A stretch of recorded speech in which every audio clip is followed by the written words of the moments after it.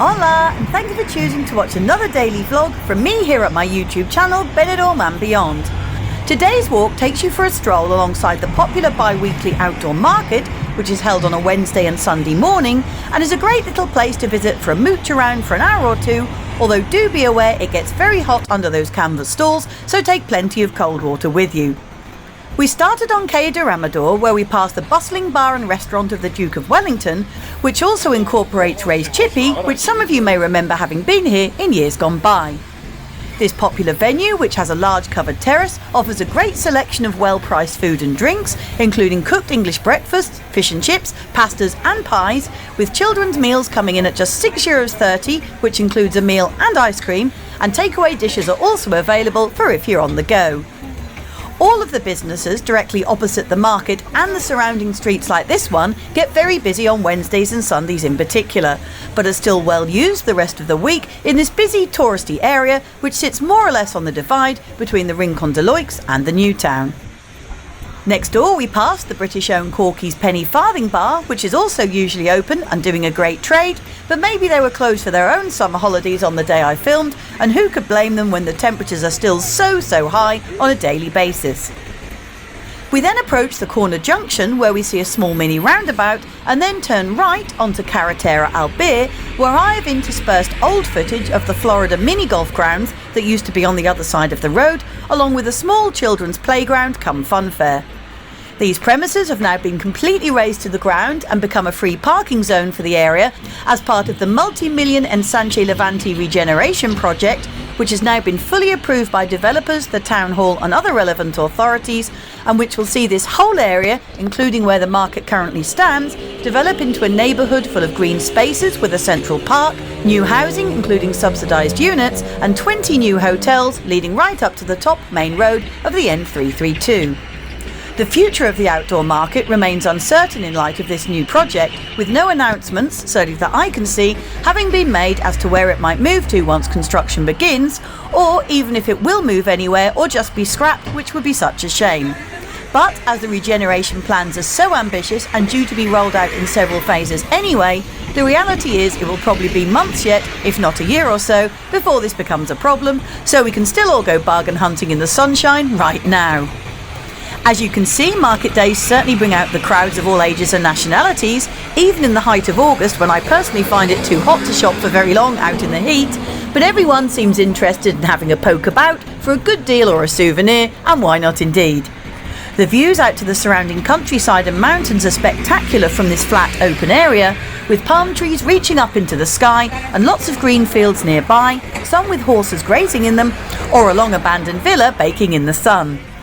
As we reach the first row of stalls of the market, or mercadillo as it is called in Spanish, at about the 3-minute mark, you can really see the volume of people increasing, with everyone from the very young to the more elderly having a stroll, and a lottery ticket saleswoman standing to the left at her makeshift table. As I walked, I noticed children on their holidays were enjoying getting their hair braided into long fancy plaits on fold-down chairs behind the fencing, and rows of bikinis and swimming costumes in all sizes and colours were on display at just €10 a go. Bargain! Moving on, there were piles of undies and lingerie to be found, along with natural aloe vera products, handmade leather shoes and sandals from Spain, vibrant traditional handheld fans known as abanicos, and silver costume jewellery. The market is also a great place to come and buy a variety of tea towels, tablecloths and other linen, with a chance to try and haggle down the price if you have the mettle for it, and most stall holders will happily enjoy the opportunity of a barter if you fancy it, so why not give it a go, and who knows, you could save yourself a whole euro or two. You can also find endless stalls full of handbags and purses, along with belts, sunglasses and other small accessories, and deep down along the aisles in the central section of the market, you can find trestle tables piled high with clothing, with items marked up from just €1 each, with everything on offer from shorts and t-shirts to leather jackets and furs, believe it or not. But as it does resemble something of a local community centre jumble sale in there, you really have to be determined and get rummaging, as well as having your elbows out to get into the best bargains and branded clothes first, of course. There are an amazing array of sundresses and other fashion wear for sale, especially at this time of year, and many stalls have full-length mirrors and a little side plastic sheeting where you can try on a garment over your clothes to test it for size before purchasing. There are also cotton t-shirts, polos and loud Hawaiian button-down shirts for the men, as well as fruit and veg stalls full of ripening produce, and even a few cafes set up towards the back of the market where you can stop for a restorative cuppa or maybe a nice cold beer. As always, with any packed location that attracts tourists by the hundreds, please always have your wits about you, with your handbags done up and your hand on the zip, and no items stuffed into your back pockets, such as easily dippable mobile phones hanging out of your shorts, or that extra €50 note you're carrying just in case you need it. Having said that, the market is generally a safe place to wander about in, as long as you are sensible and use your common sense like you would anywhere else that's busy, like this location is. But to give you extra peace of mind, there are usually local police officers on hand directing the traffic, which should be a deterrent to any pickpocketers about, with any luck.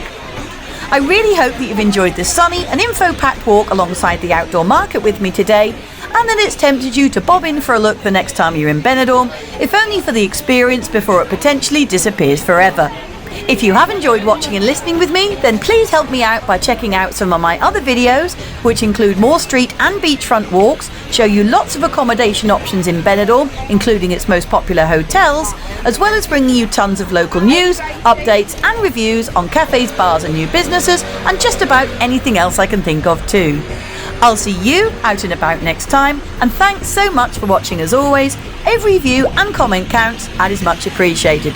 Bye for now, and catch you again soon. I'm off to grab a bargain. Cheers!